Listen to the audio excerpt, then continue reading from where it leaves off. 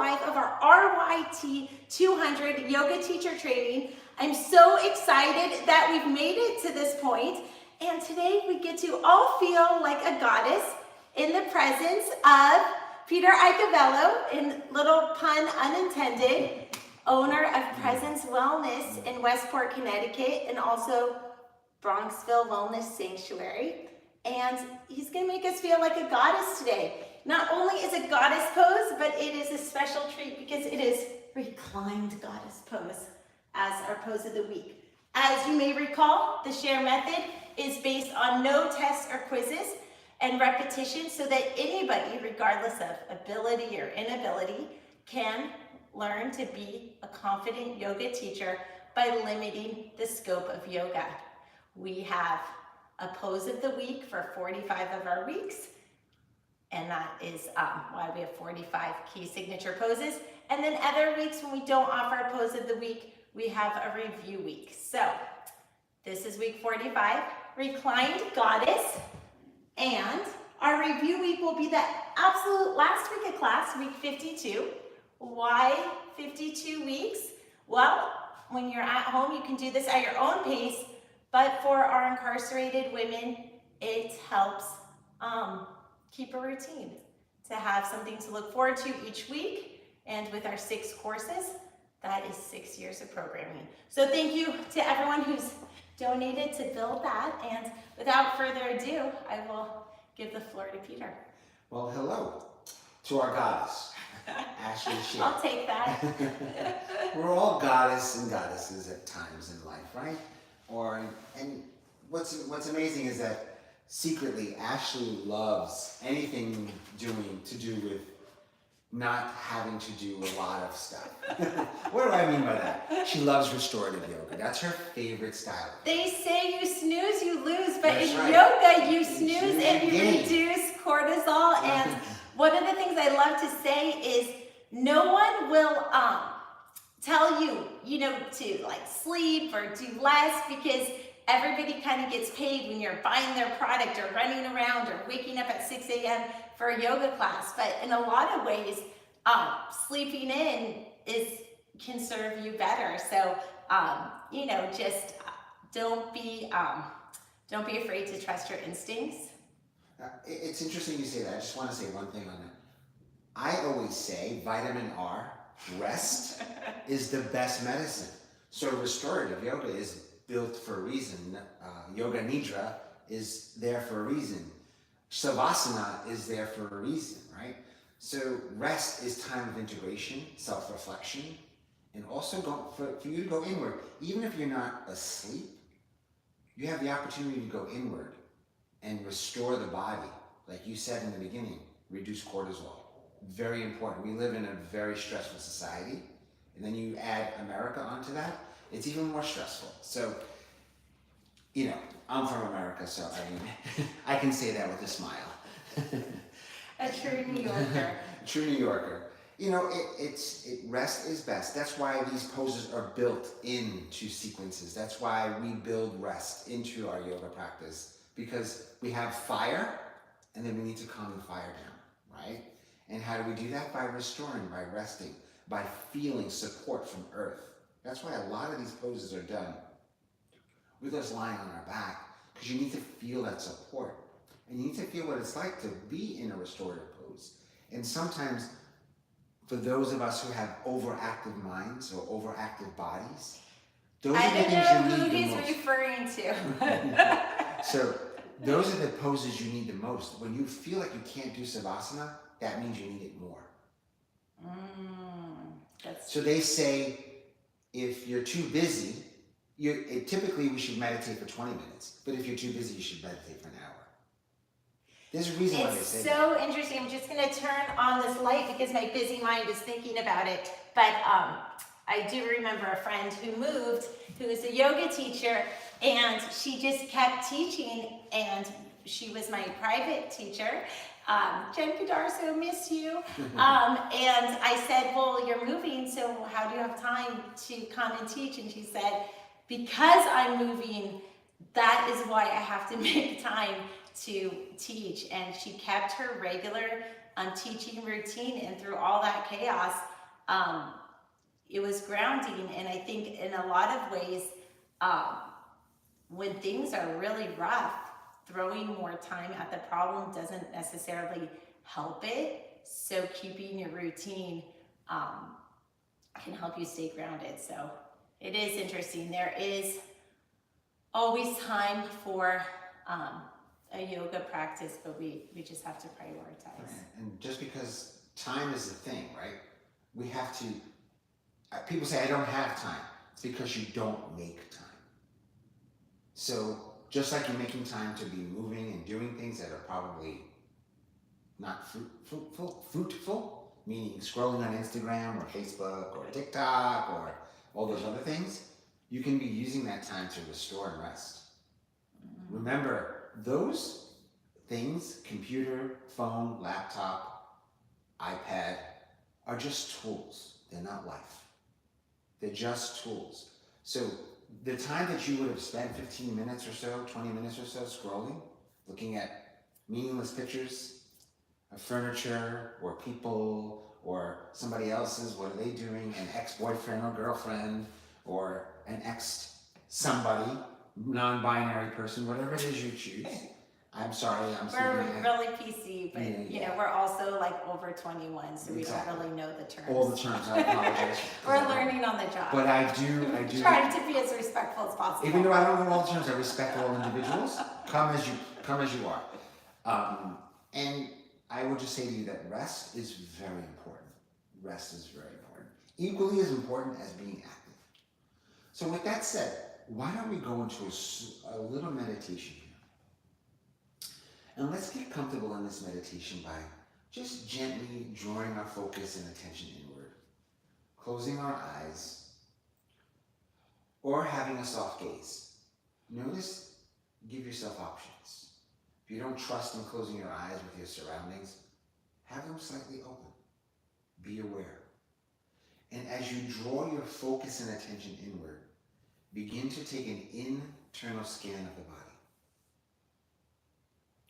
With this internal scan, notice if there are any areas that might be restricting you from sitting here peacefully in rest and restore. So if your hip is a little tender while you're sitting here, don't forget you can move and adjust. If your lower back is bothering you, maybe you need to prop yourself up onto a blanket or fold your yoga mat in half or extend your legs. Notice, take those options. It's not about sitting here being stiff and stoic. It's about being here and being nourished by yourself, taking care of your needs.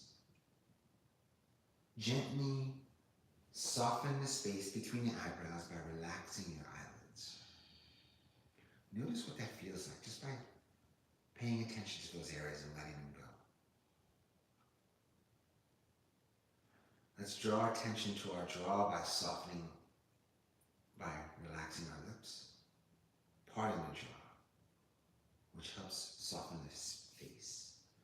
Let's open our heart by lifting our chest and drawing our shoulder blades gently in towards one another, and then lengthening through the crown of the head to create space in our spine. Rooting our sacrum down toward the earth and gently pulling our belly in to support our spine. So we root down to rise up, creating space in spine. Yoga is about spinal health and about creating length.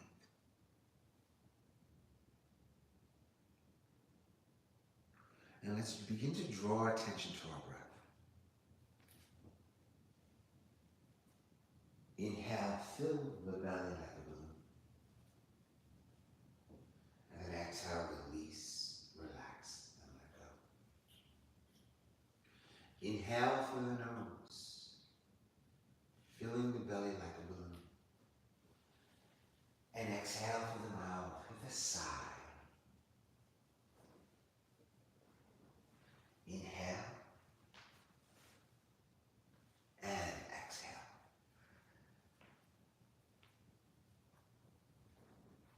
With each inhale through the nose oxygenating every cell of our body. With each exhale, ridding our body of what no longer serves us.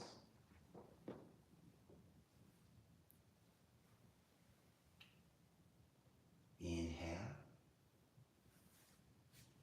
and exhale.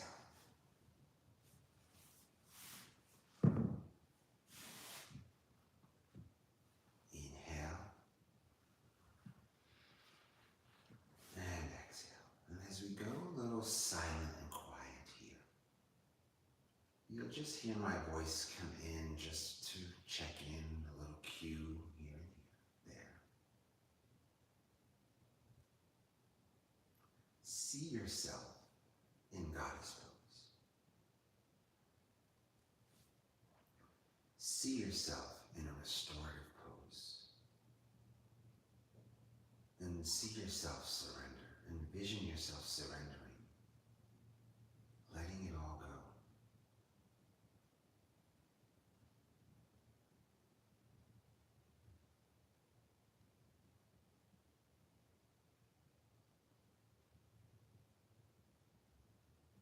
Notice that when we go inward in silence, the body begins to speak to us.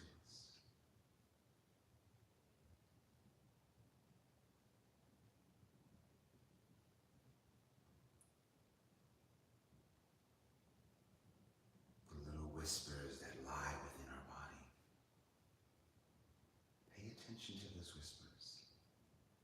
Draw the breath to those whispers. As our teachers in school or mothers used to put their finger on their lips and go, shh. Begin to silence those whispers.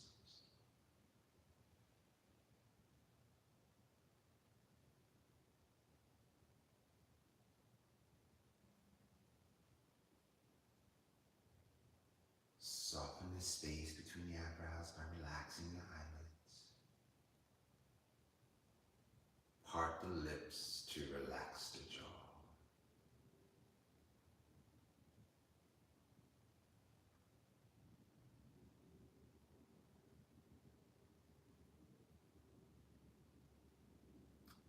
If thoughts begin to arise, come back to your breath.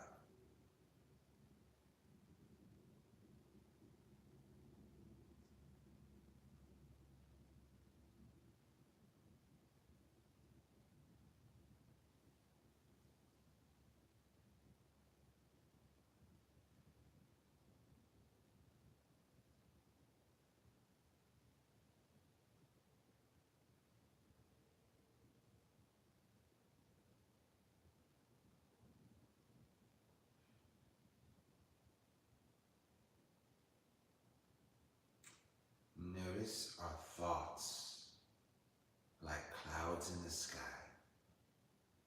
On a sunny day, just observe them just floating by. Each cloud is a thought. And just see them floating by. There's no place to go, nowhere to be, but here and now. Nourishing body, mind, and spirit.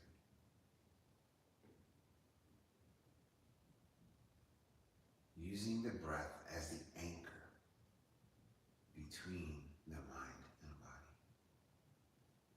Our life force.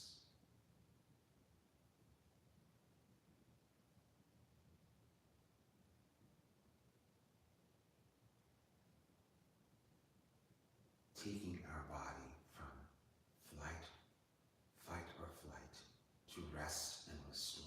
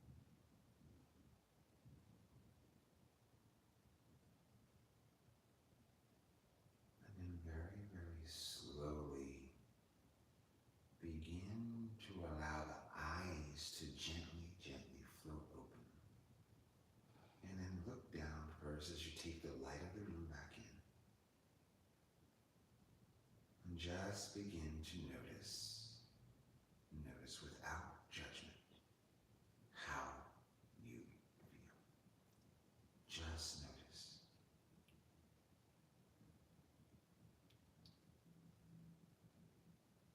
There is no perfect way to meditate. There just is meditating. It's not this complicated thing. Some people like music in the background. Some people like listening to their breath. Some people like silence. Some people like a gentle weaving in or weaving out of a guided meditation. Some people like a whole entire guided meditation where the meditation teacher is talking to you the entire time. So there is no wrong way to meditate. There is no wrong amount of time to meditate. Just meditation is as simple as just sitting with yourself, whether in a chair or lying down on a yoga mat or in bed, and just shutting out the world for a few moments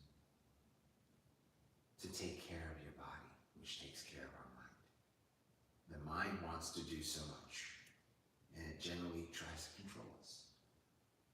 But the real master is us, the individual, the being, not the human doing, the human being. So just notice that. I just wanted to weave that into our class today. As we are taking this into a restorative, nourishing. Look at that big smile. I was like, it's part of the contract. Don't work me too hard. I think we all sometimes want the results without the effort. So we are working on a solution to that. And as Peter and I discussed, we'd love to let you guys know if we find the solution of how you can get maximum results with no effort. But in the meantime, it's a trade-off. So see, we're having difficulty because we're trying to do it without a pill. Everybody wants a pill to fix me. So we're trying to do it without a pill. So from here, Ashley, I will ask you to come onto all fours and let's do some cat-cow. So we're going to do a little bit of movement, but in a restorative way. We're going to nourish the mind, body by stretching. Spread the fingertips wide.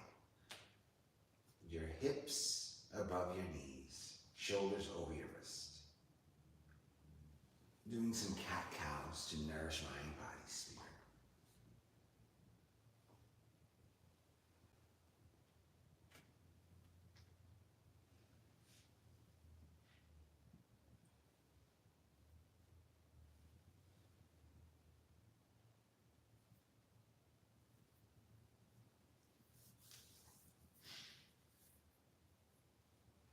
Breathe, inhale, exhale.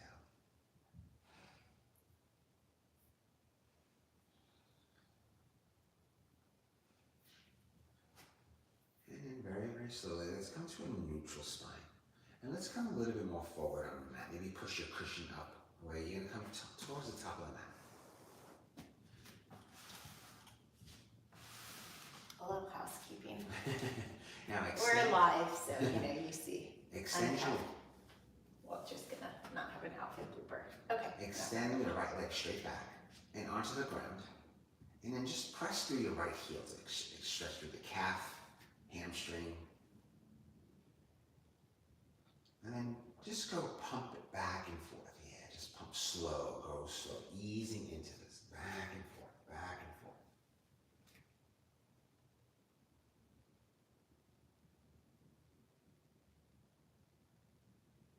This is also a nice balancing pose for someone who's a little nervous about balancing, or if you're afraid of falling. All right, so press through that heel and hold.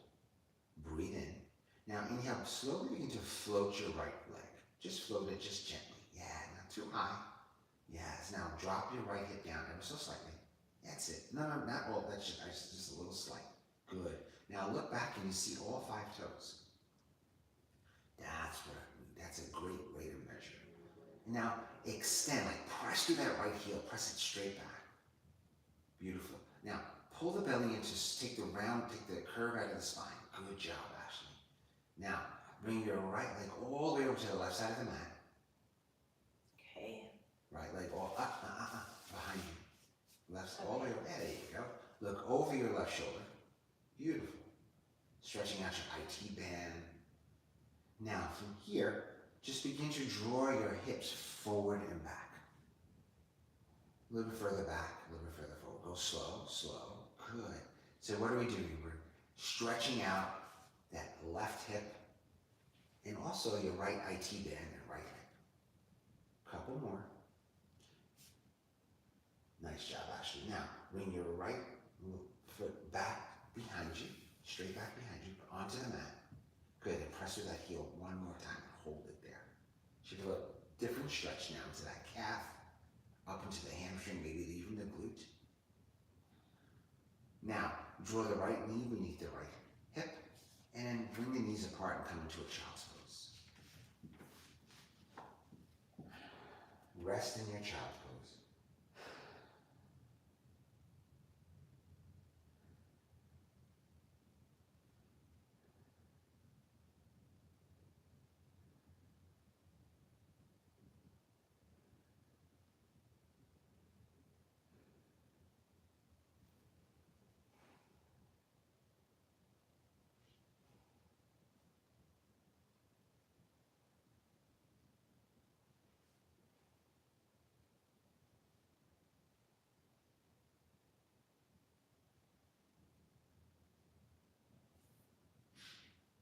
Good job. Now, walk your hands over towards the left side of the mat.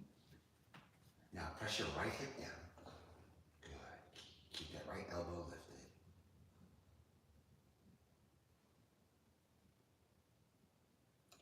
I love this stretch because it just reminds you of how there's so much work to do to create space, even within the confines of your body. So in the custodial situation, it obviously can be very frustrating to be confined. But when you do a stretch like this, you realize, wait, I could do a lifetime of work just creating space within my rib cage. So sometimes when you feel like there's so many places to go, you can just start going, like you were saying earlier, Peter, with the meditation. You can start going inward. Yes. Yes. So I love the fact that you said that you're creating space in your rib cage, which in turn helps you breathe a little bit more freely, a little bit more open, and also creating space from within your body. And the reason why we're going to do a nice long stretches before we go into our reclined butterfly pose. Goddess. Goddess pose, sorry, reclined Well, goddess it's pose. okay. A goddess, a butterfly is kind of like a goddess. Or Supta Kanasana. Oh yeah, actually you're right. It is kind of butterfly. It's the same. They're the same poses, but just different styles, different methods, name it differently. And she'll be able to, actually, because we're stretching her and lengthening her body and creating space from within, when we come back at the end of class, let me just, one point before that, when we go into our restorative reclined goddess pose, or Supta Kanasana, Thank you. she'll be able to even find more space to relax, and her hips will drop open even more. So that's why we're doing this. Inhale, walk the hands to center. Exhale, walk the hands over towards the right side. Press your left hip down.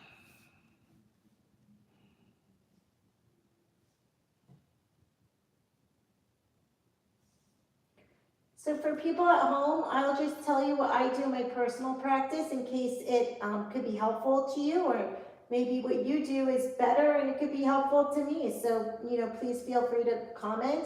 But there's a podcast that I like to listen to, and it's about 20 minutes. And so while I'm listening to that podcast, that is when I will do yoga stretches like this one, because I generally find stretching to be a little bit boring. And I used to try to stretch while talking on the phone to make it less boring, but I ended up not stretching as deeply. So when there's material that you want to learn, like maybe you're in school and it's a lecture, or if you want to absorb something from a podcast or something like that, I find that when you play it and you're stretching, you're actually in a deeper concentrated mode to absorb the ideas more clearly. So I feel like it actually enhances your ability to learn the oral information while it is also stretching your body. So it's been like a useful 2-in-1 for me. So I just share that tip in case it's helpful.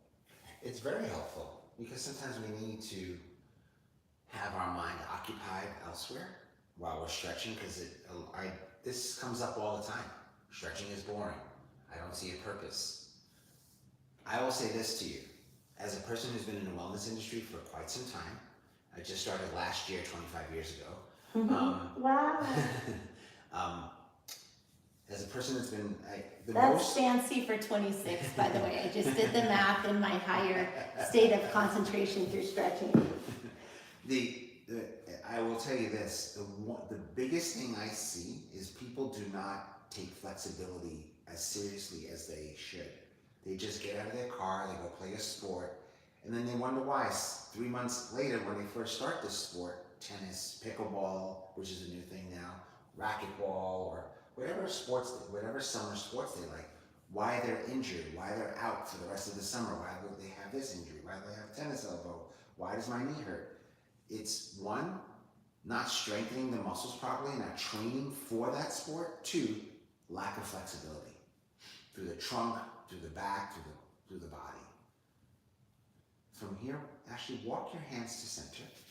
And then now from here, tense your fingertips as if you had a ball in each hand. No, fingertips. Okay, yes. Yes. Now walk your hands forward. No, just your hands. I was better at the 25 plus 1. Okay. Now, tense your fingertips again. Like you have a ball in each hand, like a big ball in each hand. So that means lift your palms like this. That's tenting your fingertips. Okay. Now, walk your hands forward. Now to the width of the mat. Good. Keep the hands up there. Good. And now draw your forehead down and lift your elbows. Why do we do that? To create even more space in the rib cage. And very, very slowly, you're going to see her chest will lower to the earth, slowly but surely. Even if she lifts her elbows just a bit more and draws her forehead down. Look at that. Nice, Ashley. Now from here, slide your hands beneath your shoulders. Gently press yourself up. Back into tabletop. You have a whole other side to do. Extend your left leg straight back. Left heel down and press through that left heel. Press, go back and forth, press forward and back. Good job, Ashley. Forward and back. Now just hold it steady. Breathe. Inhale and exhale. Now from here, begin to bring your left foot all the way over to the right side of the mat. Good. Onto the edge. Look over your right shoulder. Good. Now, walk your hands forward and bring your hips forward and back. Good job. Should feel like right in the middle of that right hip, right in the hip socket, you get to feel your hip socket opening up a little bit. You know what I'm talking about? Yeah.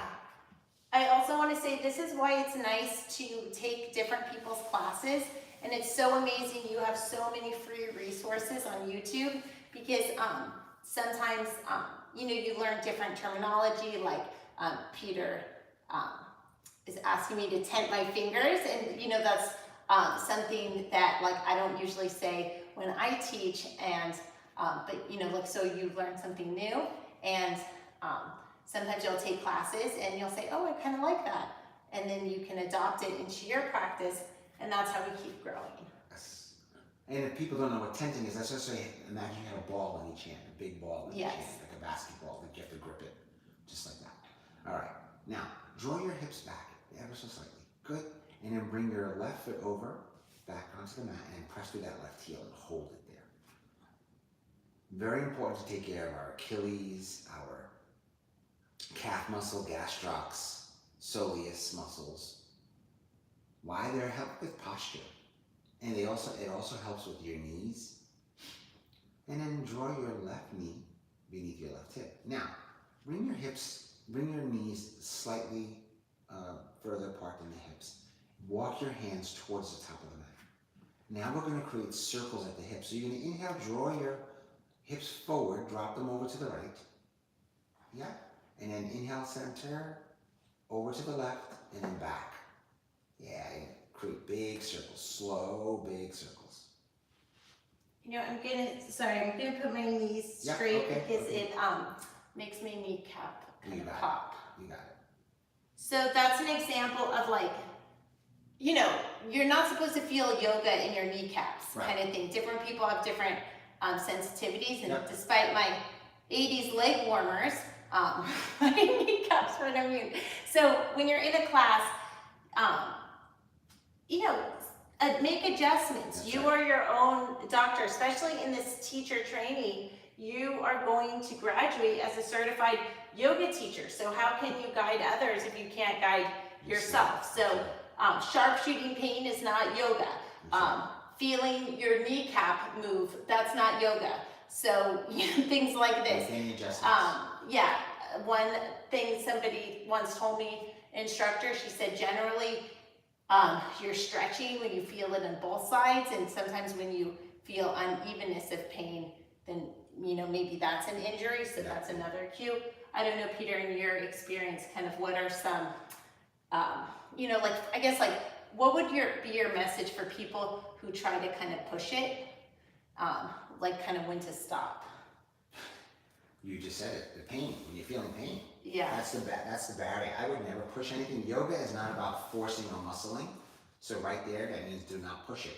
Yoga is about, let's go in one direction. Okay. So just go one direction. But it is about being cooperative. It's about it's about listening to your body. Remember we talked about the body whispering. That's a whisper. Kneecaps not feeling well. There's a few ways to take care of that. If you're in a custodial situation, put your pillow under your knees. That's a good idea.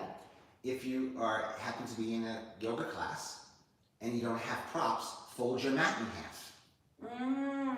That's a really good idea. So you might not always have a blanket, but Peter, you've showed us that trick before. Folding the mat gives extra cushion, and you always have your mat. So that's a really interesting. And another way to fold it is fold it in half lengthwise. Yeah, so that's an interesting. It's a great way also to take care of your wrists. By folding your mat. Okay, just so you know that the mat is. So there's a yoga practice I did in at a very strict Vedic place in the Bahamas, and they don't believe in props, and they barely believe in mats unless you bring your own. No, literally, you're practicing on a wood deck in the sun. That's how strict it is. Very beautiful practice though, and there's no props. There's no nothing, and because they're very, very basic. It's like yoga in the raw. I mean, raw clothes, but raw meaning no props or mats. All right, now let's go in the opposite direction. They're so strict they don't even allow coffee.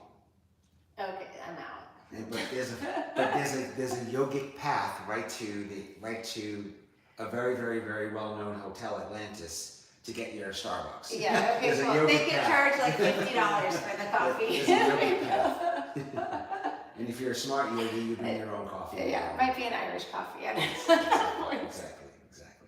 Now from here, Ashley, let's just simply drop our hips down and come into just a restorative, think about a restorative, even though it's not so restorative, cobra pose.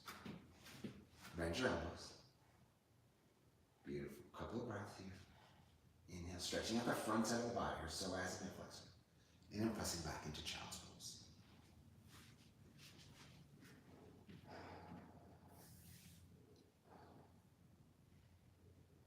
Do you feel like your rib cage and chest are a little bit more open, hips are a little bit more open? So whenever I have the luxury of you coming, I feel like, oh my gosh, I really wanted an adjustment. They'll come. Yes, I think it's more open. Yes. Your glutes are almost touching your heels. So that's just from simple movement. And if you happen to be in a yoga class, you happen to be a teacher that has received hands-on and you are comfortable doing hands-on, no. Hands-on adjustments are optional. Make them optional in your classes.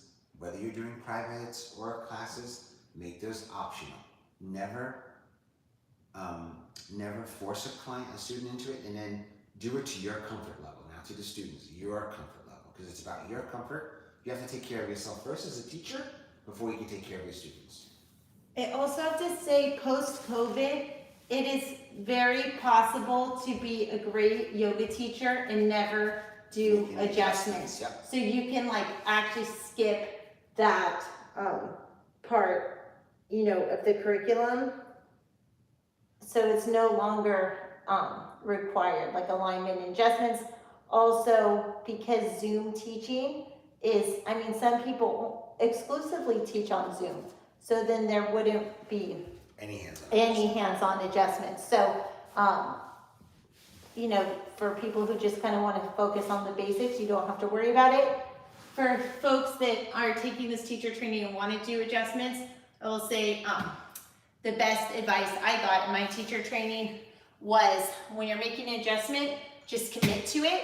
If you put your hand wrong, just commit to it and finish that adjustment. Like no wandering hands. That's the absolute worst thing you can do. Yeah. So like, you know, it's like place and you're done, but you cannot place and move around when you are like have the skin to skin contact. Also, you can use the back of your hand, you can use the back of your foot, and what is so amazing is that people notice your presence when you're just near them. So sometimes just standing next to someone and like going like this, and then they just like elevate. Anyway, so.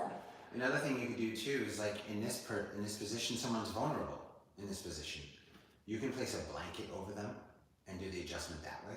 You can put a prop on them, like a bolster, if you feel comfortable, like you need a layer or a barrier between you.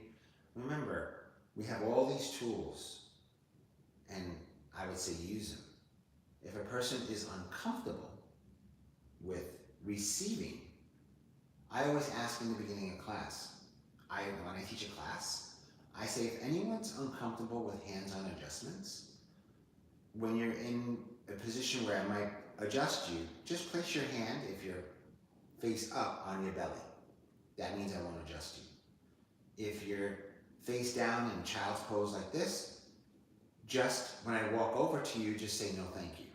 And I never take offense to that because I am not attached to whether I need to adjust you or not. I am not attached to that. It's your practice, my offering. That's all it is. Remember, yoga and postures are just an offering. Just an offering. And we as a teacher, it's an invitation to ask permission. May I place my hands on you to adjust you? Always remember that. And then from here, actually, I will ask you to please slide the hands beneath the shoulders and prop yourself up back into tabletop. Let's do some cat-cows again. This cat-cow should feel so different than the first time you did it. It is really amazing how experiencing the same pose, even within the same class, but after the warm-up makes a difference. Yeah, and it wasn't a vigorous warm-up we did. It was more of a sustained, gentle, holding warm-up to allow gravity to work on our body. And that's why just 5 minutes a day can make such a difference. That's so true, Ashley. The 5 minutes of stretching, it could be in the morning when you are prioritizing your to-do list. Or if you do a little 5-minute stretch in the evening while you're doing it, if you're someone who has an active mind like I do, you can think about, what is my number one priority tomorrow morning? Or what is my number one priority? And then you can address it tomorrow. And then by doing that stretch at night and thinking of your number one priority for the next day, that increases your chance of successfully executing it, and that builds self-esteem. That's right. Now, come to your neutral spine and extend your right arm straight out to the side like an airplane wing. Beautiful. And now from here, begin to rotate and twist up to the right. Inhale. On your exhale, come to rest on the back of your right shoulder. And extend your left arm towards the top of the mat. Beautiful here. Hold this position here. Breathe. draw your hips slightly forward. Yeah, now walk your left hand forward even more. Press into the back of your right shoulder, and then begin to peel that heart open a bit. Yes, good job, Ashley. So this is a little bit more vigorous, although restorative. Why do you think we're doing such an extreme stretch in the upper body? To open up our shoulders and open up our heart and open up our chest a bit more. So we don't hold this for too long because it's a little bit more vigorous than what we've been doing. And then gently slide your left hand beneath your left shoulder. No, one cue at a time. Pull the belly in, lift your hips, and then gently now take a counter twist up to the right. Yeah, and then draw your right hand beneath your right shoulder. And then now from here, extend your left arm. And then begin to rotate. Inhale, rotate. All the way to the left. On your exhale, come to rest on the back of your left shoulder. Beautiful. Now walk your left hand towards me and walk your right hand towards the top of the mat. Palm face up with the left hand. And then begin to come over onto your left shoulder just a bit more. Beautiful, Ashley. Nice big stretch for the back of her neck and shoulders, and she might feel this differently on one side over the other. Breathe into that space. Inhale. Exhale.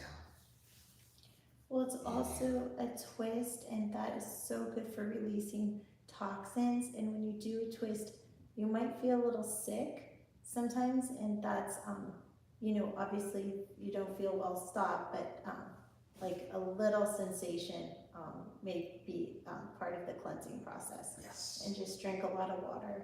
100%. But nothing herein shall be construed as medical advice. Yes, twists do. Some people say they don't detoxify, they do detoxify. Wherever you are in that argument, if you want to have that argument with yourself, go have fun with it. I will say this, twists nourish. Twists definitely do something to your body. They open up your body, they open up your obliques. Even though it's a natural movement for the body to do, it's unnatural for us to do it in everyday life because we don't twist. We do not twist, and I highly recommend twisting. At the end of this yoga practice, at the end of our 52 weeks, I want to add something onto the 52nd week that I think everybody should do every day. As long as we're healthy, and we're going to do it in a chair, and we'll do it standing. It's 6 moves of the spine. Takes literally 3 minutes.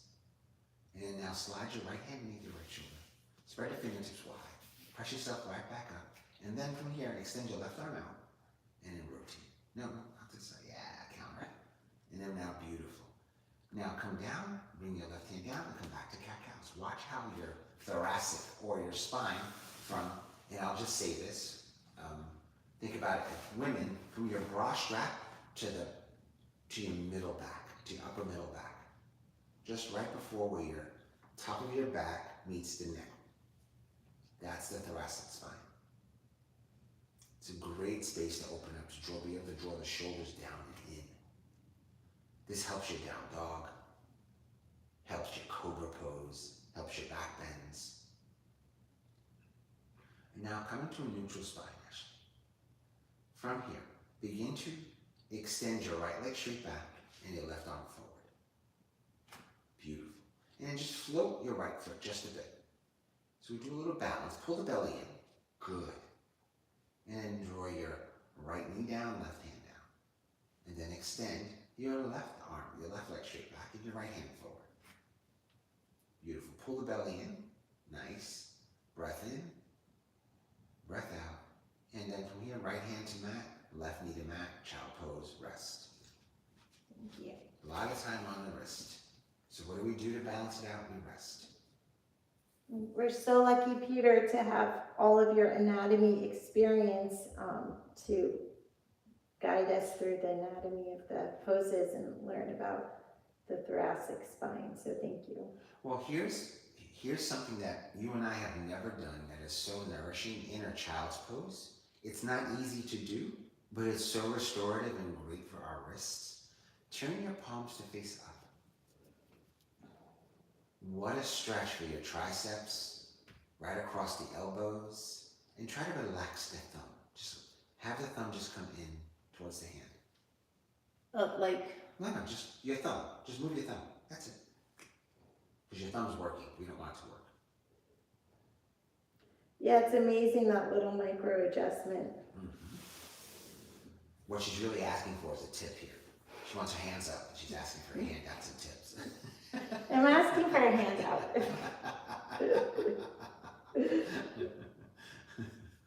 But doesn't this feel so different in this child's pose versus regular? It's amazing, like, because it's just like a little thing, and I'm glad you told me to relax my hands so I don't even have to work so hard. Exactly. It's just like a little thing, and you get such a deeper stretch. And so much in yoga, sometimes we say, wow, I didn't realize it was so tight. Well, we hold so much tension in our body, and we're so used to engaging that little cue of relax your thumb is like, oh, but I thought my thumb was relaxed. It's just, that's a natural state that we don't even realize. Same cue like when I say soften your eyelids to relax the space between the eyebrows. We don't even notice that we're holding our eyelids when we're closing our eyes. We hold them shut. But if we just soften them, it relaxes our third eye, it relaxes our intuition. And then if you part your lips, your jaw begins to just hang. And then guess what happens after that? You drool, which is the perfect state to be in. Drool state is the perfect state. Now I'm going to ask you to interlace your fingers and then just bring your hands right above the head. That's it, right there. That's it. Just want to get those triceps stretched out a bit. Opens up the chest a bit more. If this wasn't a restorative practice, I would ask Ashley to place her chin onto the ground into puppy pose, but we're not doing that today. So if you wanted to take this further, if you feel the flexibility, you can bring your chin onto the mat. That stretches out your triceps even more, your chest in front of your rib cage. Let's bring the forehead. Right here, she's getting the same benefits. Now relax the hands down and turn the palms face up again. Beautiful, Ashley. And I'd like you to stay in this state for just a few more moments while I bring a prop a little closer to your body.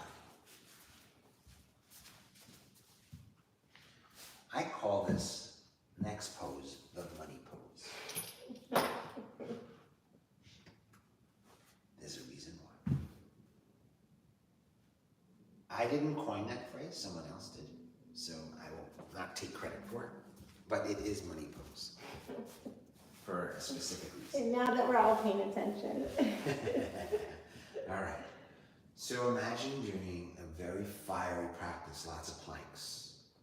Lots of up dogs, down dogs, lots of chatarangas, lots of knees, chest, chin, lots of down dogs. Using your arms throughout the whole practice, a lot of side planks, reverse planks. Just imagine a big practice where you're using a lot of shoulders and a lot of arms. How amazing and how restorative this next pose would be. So actually, I'm going to ask you to please come up into tabletop for one quick moment. And then what you're going to do is you're going to lie face down onto the mat and you're going to slide each block under your shoulder. You're going to slide the block under the shoulder, make it comfortable for yourself, and then have your palms face up. And from here, all you're going to do is, guess what? Nothing but allow your heels to drop open. That's it. Another cue, just like the thumb, to relax the lower back. In this pose, sometimes I end a yoga class in this pose, if there are blocks available. Sometimes I make this savasana. I find this so nourishing, so relaxing. Some people don't, because some people feel too vulnerable here. The true art of letting go is to go in.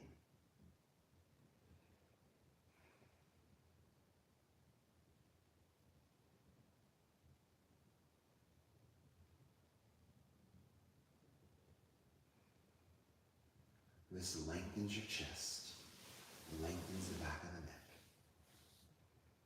opens your heart space, relaxes your hips, your thighs, this space. Come back to the body. Come back to your breath. Soften the space between eyebrows.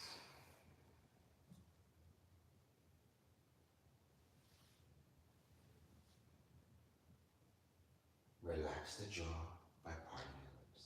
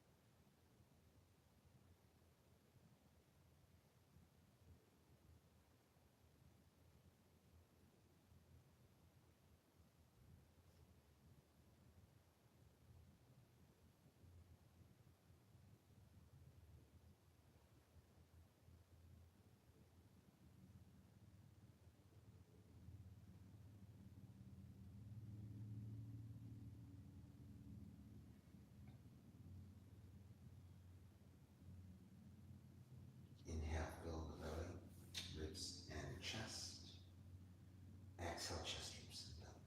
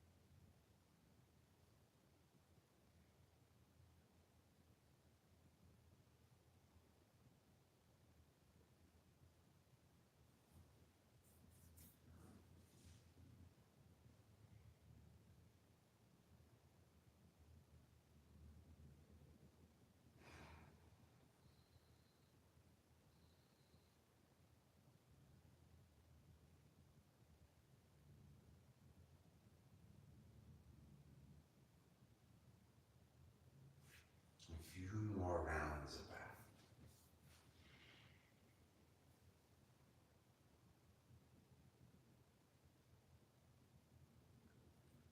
And then very slowly begin to make your way into child's pose with your arms on the blocks. Coming into tabletop, knees as far apart as the body allows. No, arms. So come all the way back. All the way back to child. Yeah, forearms. We're figuring it out. Flips and bloopers. Yeah, Okay. Flips and bloopers. Hey, listen. Life is one big blooper. Real work for real women. That's right. Live and uncut. At least for me, it is. Life is one big blooper. Well, it's like Groundhog Day. It was popular because we all could use like a 500th Of chance. course we can. Forget second chances. Maybe 500. Yeah.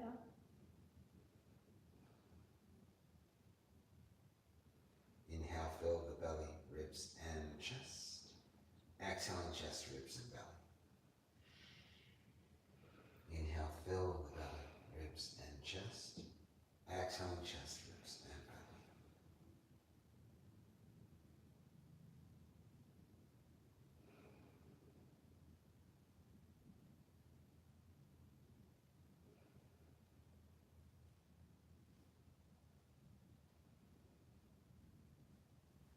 And then very slowly and very mindfully, begin to prop yourself up into a seated position.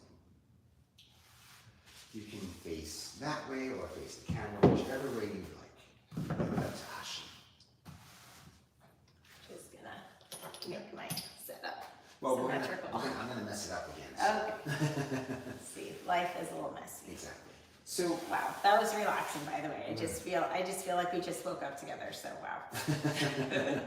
Good morning, everyone. I don't know what day it is. How did that feel for the shoulder opener? So honestly, it's just like I think that it just totally calm my nervous system, because I swear I feel like, I mean, I was conscious the whole time and stuff, but I really feel like I just woke up from a restful sleep. So I don't know how everyone else feels, but let us know. That's very restorative. And like to be that relaxed, like while filming too, is Yes. you know. So from here, we're gonna wake you up just a little bit before we relax you again. So we're gonna inhale the arms up and overhead. And on the exhale, we're going to rotate so that the left hand comes on the outside of the right thigh. Right hand behind you. Now draw your left shoulder down. Inhale, lift up to the crown of the head, and then exhale, rotate from your torso just a little bit to the right, without force. If you feel like your breath is restricted, you back off this twist. Inhale, lift up to the crown. Exhale, rotate to the right just a bit more. Now, close your eyes. And let's draw attention to the space between the eyebrows by relaxing the eyelids. Let's draw attention to the jaw by softening the lips. Draw attention to the belly by pulling the navel in towards the spine or your belly button. Let's draw attention to our spine and lifting up to the crown of the head. And then softening our shoulders, softening the space between the eyebrows, relaxing the jaw. And just noticing your breath. Noticing the texture of your breath. If your breath feels restricted, just gently back off. There's no force. There's just molding and forming into each posture or each offering. Now inhale, arms reach out and overhead. Exhale, slowly begin to rotate to the left. Right hand comes on the outside of the left thigh. Left hand comes behind us for support. Now inhale, lengthen through the crown of the head. Lower that right shoulder down. Exhale, rotate from your torso to the left. Draw attention to the space between the eyebrows. Soften the eyelids. Notice where we hold tension. Relax the jaw by parting the lips. Draw the shoulders down and away from the ears as we lengthen through the crown of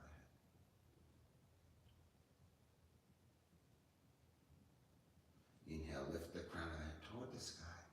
Exhale, rotate to the left just a bit more without force, without constricting the breath.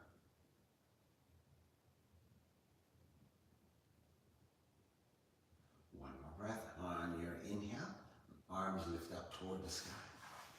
On the exhale, rotate the center, and then inhale, begin to fold it forward with the legs, knees crossed, and just allow the body to come to right wherever it decides to land.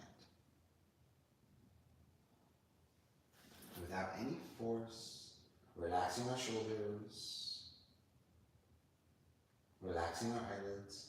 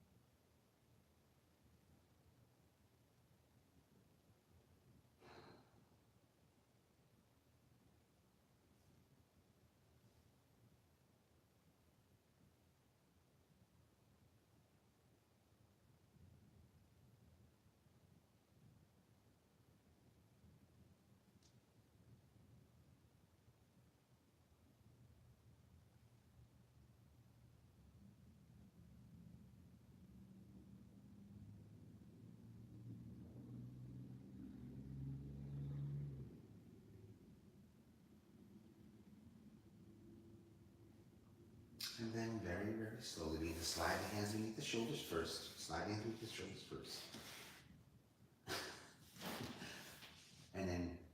belly in, and then gently, gently press yourself up. Slow, go slow, actually, slow.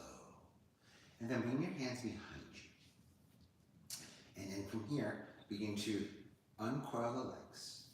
And then keep your knees bent. No, keep your knees bent. All right. Now, come down a little bit, come back a little bit further. Beautiful. Now bring your legs apart and then lower your knees over to the left side, both knees. And then inhale center, exhale over to the right side. Good. Inhale center, exhale over to the left. Windshield wipers. Inhale center, exhale over to the right. We have to take care of our legs too. It's nice because this is something we've done before, reclined, and then for people that have a little less mobility, this is a way to do it in a less intense way. Yes. Than and if your neck bothers you, guess what? You lower yourself down to your forearms. And you drop your head back. And you really let go. Okay, go back and forth, side to side. Inhale up to center. Exhale over to the opposite side. Inhale center. Exhale over. Now let's hang right here. Stretching the right quad, right hamstring, right hip. Now inhale center. Exhale over to the right side. Beautiful. And then from here, let's begin to bring the knees up to center and then come right back up onto our hands. Beautiful. And then let's bring the soles of the feet together. Knees drop open. And then from here, let's begin to flap our wings a little bit. How do we do that? Yeah, go slow. Inhale, rise up. Exhale, press down. Inhale, rise up. Exhale, press down. Remember, we can fly like a butterfly. And then from here, lift up to the crown of the head, and then exhale, press down. Now bring your elbows over to the knees, and just allow gravity to do the work for us. And then from here, inhale, lift up to the crown, and then exhale, begin to fold at the hip with a flat back. And then when necessary, cup the feet, relax your elbows, and then round your spine. Let your head go completely, even more. Let the head go. Those are the shoulders. Now let the head go. Watch how you can get a client to get their, stay right there, to get their head to let go. a rogue client. No, she's not rogue. She doesn't even realize she's holding her head. What I do is when I want a client to get their head to let go, is I take my hand on there and I just pull and I press down just gently. And I even give a gentle massage here.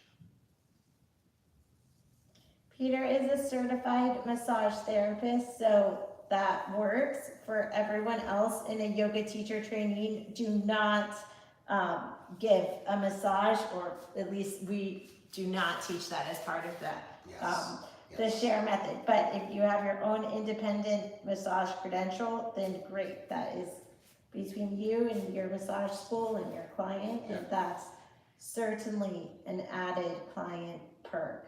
But that is not something that we're qualified. But I'm qualified to receive it. So thank you for thank you for teaching for a cause, because that was amazing. My neck just grew an inch, it feels like. And now I'm going to slide your hands beneath the shoulders first. Inhale, pull the belly in. And then exhale, gently stack your vertebrae one by one, from lower body to upper body. And then just drop your head back, just open up through the chest a little. Draw the shoulders down. Get a nice stretch. Man, I'm just going to come forward. You get a nice stretch in these muscles in the front of the neck here, into the top of the chest. So we're stretching out this area right here.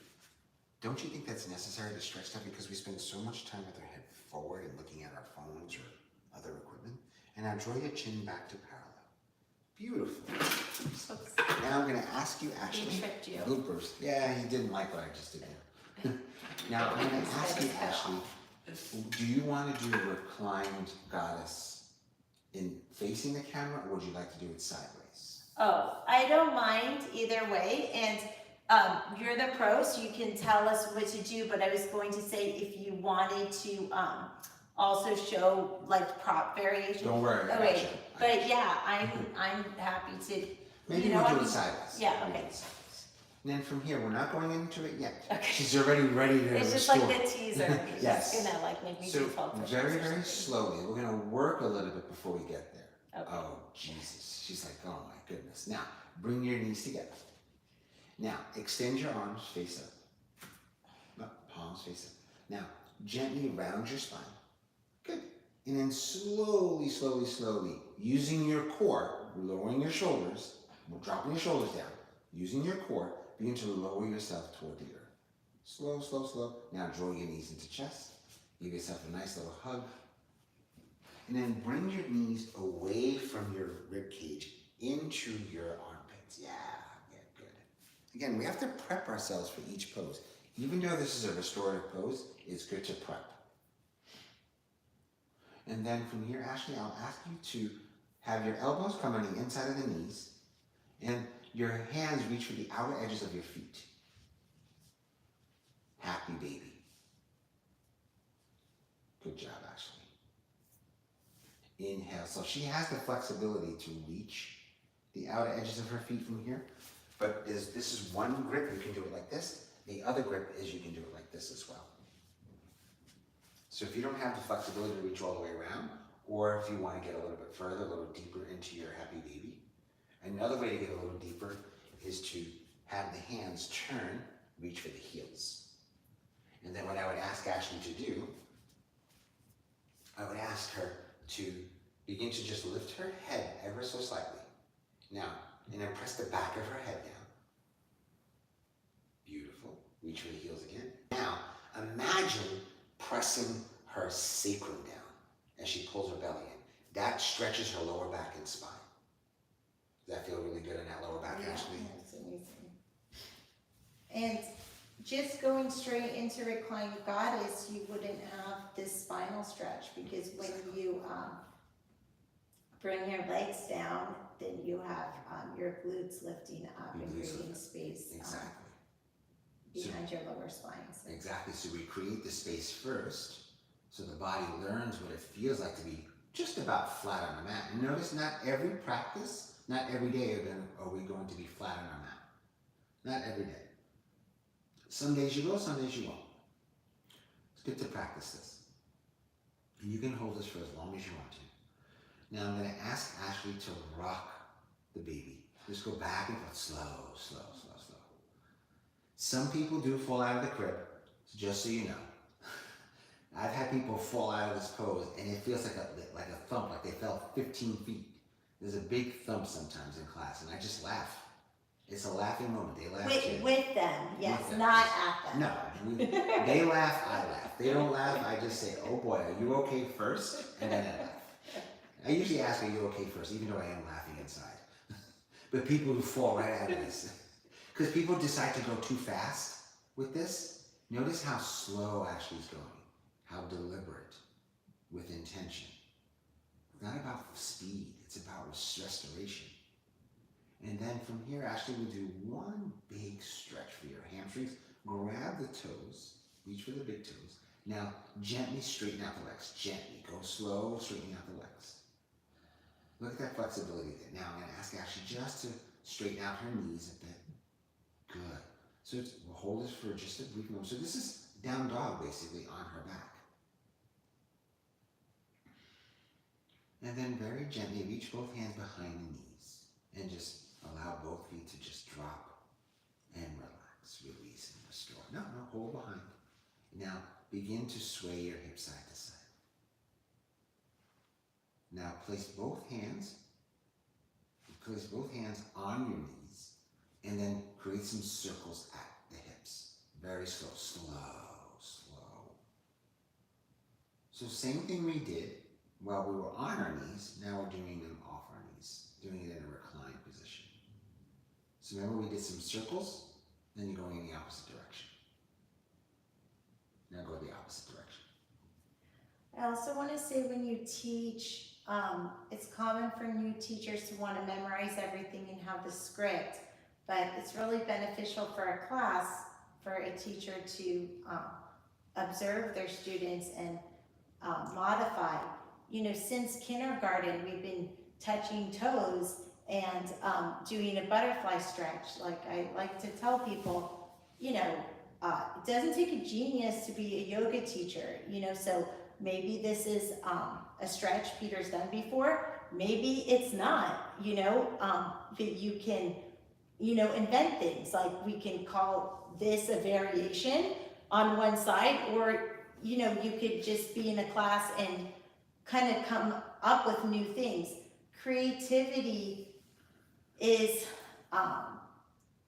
in happiness studies, they show that people who exercise creativity in their work are happier. And so I just want to kind of put that out there, that when you're teaching your own yoga flows, honestly, you could invent something in your class, and that creativity might just make you feel really good. That's right.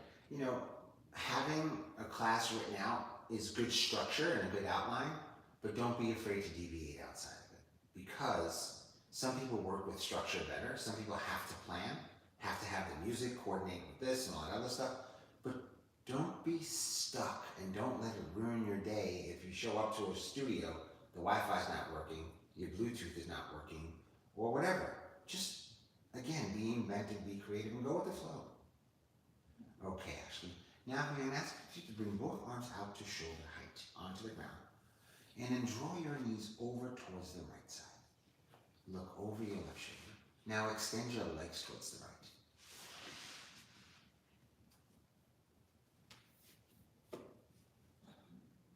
Beautiful. This stretches out the lower back, the hips. Take a few breaths here. Also, just gonna say a teaching tip. When you forget what you wanted to do, or you skipped a section in the class, please don't beat yourself up in front of your students, because it ends up messing up their class when they really don't care about the order and stuff like that. So, if you forgot to do a side, you can be like, whoops, we forgot to do a side, so now we'll go and do that side now. And, and you can just do it, but like, think about it from their standpoint. They just want some exercise and to feel good.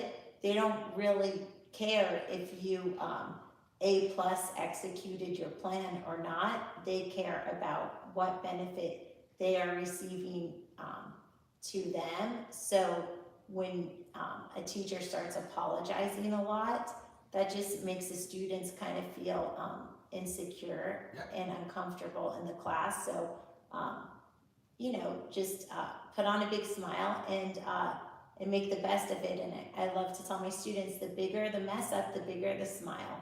And it's kind of like performing, and the show goes on. Yep, I love that. Now inhale, bend your knees. And then come up to center. Exhale, knees over to the opposite side. I was just trying to stay in the pose longer, I'm like a filibuster. And just to add to, if I may, Ashley, to that, is that I've taught so many classes, and I forget right and left. And I might forget to do a lunge on one side versus the other. And sometimes what I do is I don't draw attention to it. Sometimes a student will remind me, and I'll say, oh yeah, I'll get to it, don't worry. I just wanted to weave into it a different way. I wanted to kind of back into it. So be creative. Just because you missed it on one side and you did, let's say, high lunge to warrior 2 to triangle pose, doesn't mean you have to do the same exact sequence on the other side. Just notice that. I make fun of myself in class all day long. If I forget the right side, left, as inhale your right arm up, and I'm inhaling my left arm, people laugh. I laugh at myself first. I'm like, oh well. The intention is to guide people into an experience, and that experience can be fun. I say make this fun. It's a lot of fun to teach. It's a great field to be in, wellness industry. People need to move. We don't move enough. We're stuck at our desks for 10 hours a day. And that creates injury, because then I'm going to go work out, do tennis after work. I can't wait to play tennis. Tennis teacher doesn't warm you up, or you just go right into a game, you're late, and the game is about to start because you had time, you're 2 minutes late, and your fellow teammates are looking at you like, where the heck were you? and you know, you're late for their game, you had no time to warm up, and you're into that game, and guess what? Opening yourself up for injury. So just be gentle with yourself. Keep yourself tight. And laugh at yourself. The more you laugh at yourself, the better person. At least for me, that's what works. They say laughter's the best medicine, and I mean, a good hard chuckle is incredibly stress relieving, and so that is, you know, when all else fails, just try to laugh about it. 100%. If you can't laugh at yourself, then I think you should need to do a lot of reflection on that. Because we are not perfect. By far, we're not perfect. So we're going to do a couple of more moves to open up Ashley's hips, but this time we're going to use some props. So Ashley, I'm going to ask you to draw your knees into chest very slowly. And I'm going to bring a yoga block over to you. And actually, both yoga blocks will be by your side. And then we'll also use the bolster. We'll do two versions of our last pose. So from here, actually, I'm going to ask you to please plant your feet onto the earth. Lift your hips up toward the sky. Grab a block either the right or left side, doesn't matter, one. And then slide the block beneath your hips on the lowest setting. Yeah. I call that baby bear setting. So one of my yoga teachers gifted a class, and I use it all the time. This is Mama Bear. I'm sorry, this is Baby Bear. This is Papa Bear. This is Mama Bear. Remember, women are queens, so. Can I be Goldilocks? You can be Goldilocks, sure. So, Goldilocks, Papa Bear, and Baby Bear. That's what I say. All right. Now, Okay, can we do the three little piggies? No, just kidding. we could do that too. All right, what about the three musketeers? Yeah, How we does can that do play out? too. Okay. We could do that too. You can make your own We could variation. do old Larry and Curly too. I'm really Yes. dating myself. We could do the Little Rascals, you know. We could do them all. There's We endless can do the- possibilities. Charlie's Angels. Charlie's Angels, exactly. Yes, so there's a lot of good stuff. There's a lot of trios out there. So from here, extend your legs forward. Beautiful. And just let your Three's feet. Company. I'm sorry, just had to Three's throw Company. that out. Just let your That's feet. stupid, Yeah, that's so You Jack. guys can Google that. So Yeah, Jack will be the lowest one. Three's Company. Breathe into here. People are like, what's Three's Company? 2.5 men, and now I'm done. But Yes. I just feel like there's a lot of good trios. Exactly. You can comment if you guys think of any others. Exactly. Breathe into the space. Breathe out. Inhale. Exhale. So just a great way to open up the front side of the hips. If you're experiencing low back pain or you have hip injuries, this may be contraindicated. So not necessarily that you shouldn't do it, but if you're feeling pain while in this pose in the front of your hips, I mean pain. Steady pain, not like a stretch. There's a difference between pain and stretch. Stretch should feel like a little bit of sudden tension and then opening. Pain is direct pain, and you feel it. You feel it throughout you feel the same or worse the longer you hold this stretch. And again, if you cannot breathe into this space while you're holding this, even though this looks gentle, if you cannot breathe into this, you need to back off. And then from here, Ashley, I'm going to ask you to plant your feet onto the earth. And then draw the soles of your feet together. And let your knees drop open. First, visit into Reclined Goddess, or Supta Kanasana, with a prop. It's almost like a tailbone massage because the pressure of your body on the block, it sort of, I don't know, like digs into those nooks and crannies and causes, I don't know, a release. Release, So it does. It's a big it's release. very relaxing. Big release for the hips. Very restorative, big release for the hips. Yeah, I'm using gravity. Now slowly begin to draw the knees together. And then from here, extend your legs toward the sky. Dead bug, just for a couple of moments here. You can make your palms flat on the ground Yeah. for increased. Some people even like to hold on to the block when they do this. It's another And then, this is a great way to continue to prep for Supta, Baddha, Kanasana, or Reclined Goddess, so you can bring your legs apart. Just holding this here for a few breaths, relaxing your feet. And then what I like to do here as well is I like to have the soles of my feet come together and then lower my feet down to the earth again. And that you could also do against a wall Yep, too, yep. and that could feel really good and support. And slowly begin to draw the knees together.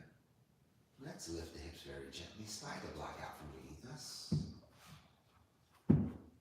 That was Drop down to awesome. the earth. And then from here, let's begin to. I just want to say my lumbar spine feels so much straighter, and please feel free to correct me if you're the anatomy guru, but it has so much more connection with the mat and is so much longer, and I was actually able to stretch the curve out through that.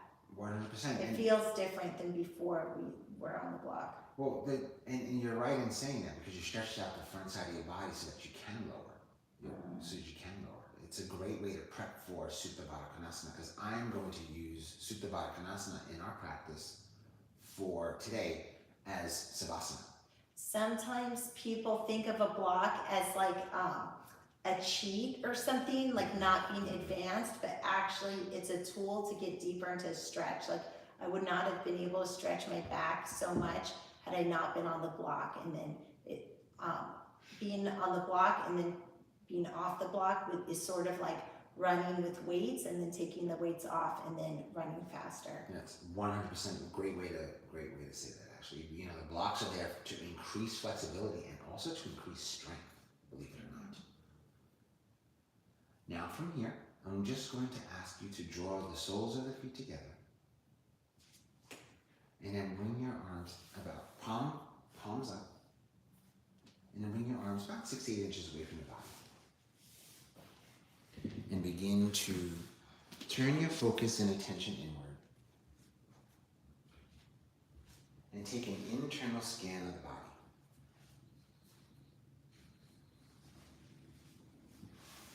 I was just going to. Okay.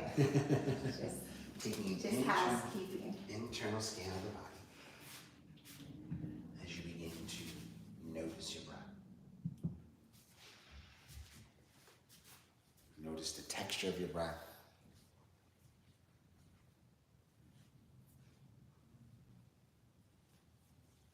Notice the ease in your breath.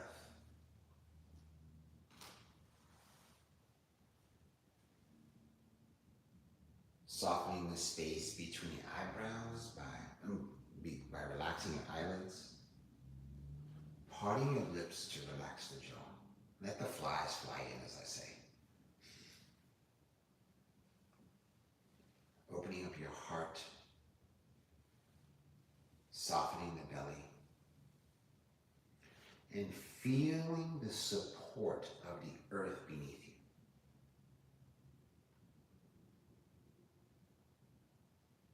you. And in these hip openers, reclined hip openers, there's vulnerability. And there's trust. Just be in observation of that vulnerability and trust. Stuff may come up. I say aloud.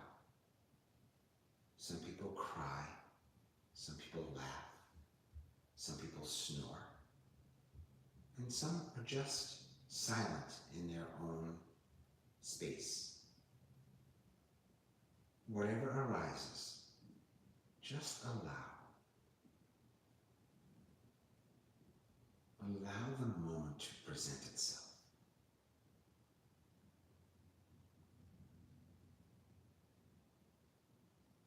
Do not suppress.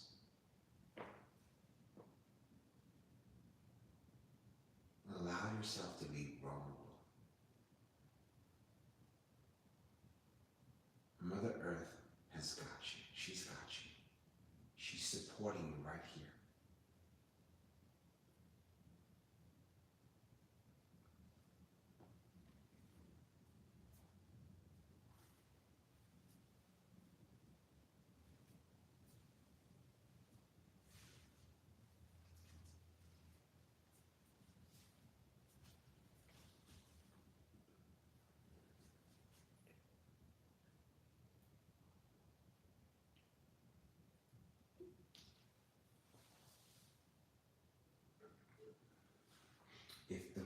mind begins to wander,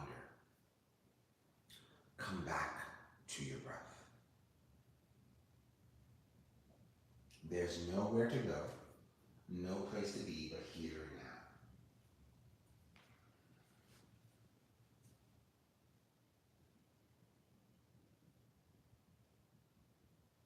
Using the breath as the anchor to nourish body, mind, and spirit.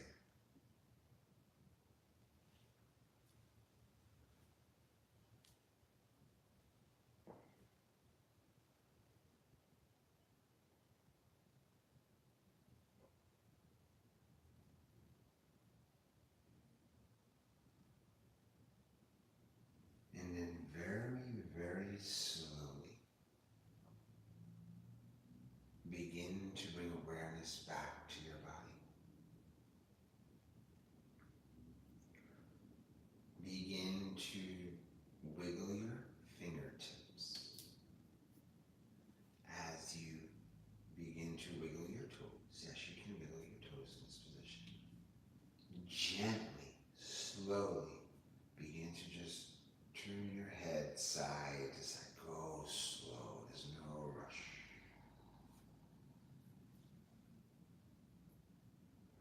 And then from here, begin to draw the knees together very slowly. And then draw the knees into chest.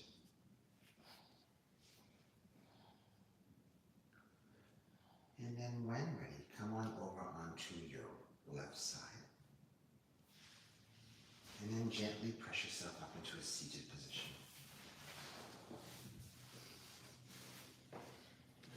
And then when you land in your seat, you can either have your eyes closed or a soft gaze.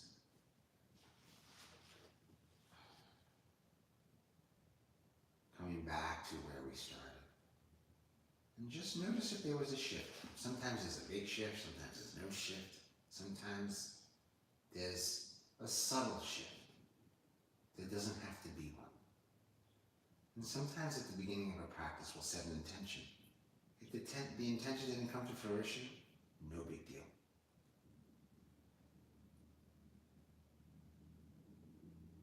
Relaxing the shoulders by drawing the shoulder blades in towards one another.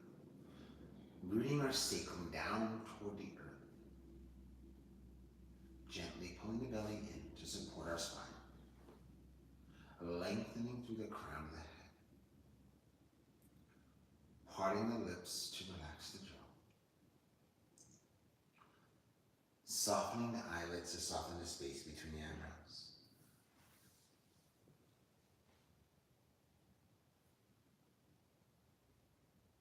And just noticing our breath.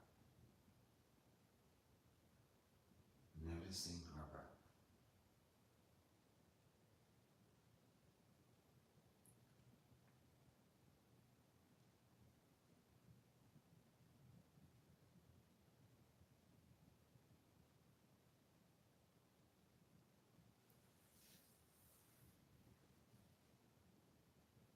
Taking an internal scan of the body.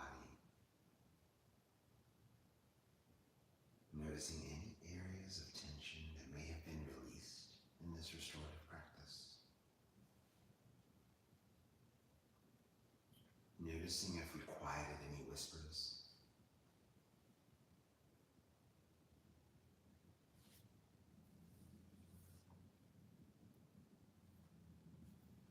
And then very, very slowly, maintaining our eyes closed, begin to draw the hands to heart center. Relaxing our shoulders and elbows down. And drawing our chin to chest. Taking our forefinger and placing it right between the eyebrows to draw attention to our intuition.